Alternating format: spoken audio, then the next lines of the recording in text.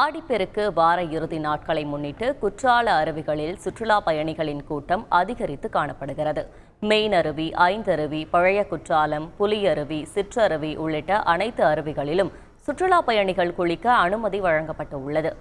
லேசான வெயிலோடு குளிர்ந்த காற்றும் வீசுவதால் உள்ளூர் வாசிகள் மற்றும் வெளியூர் சுற்றுலா பயணிகள் உற்சாகம் அடைந்துள்ளனர்.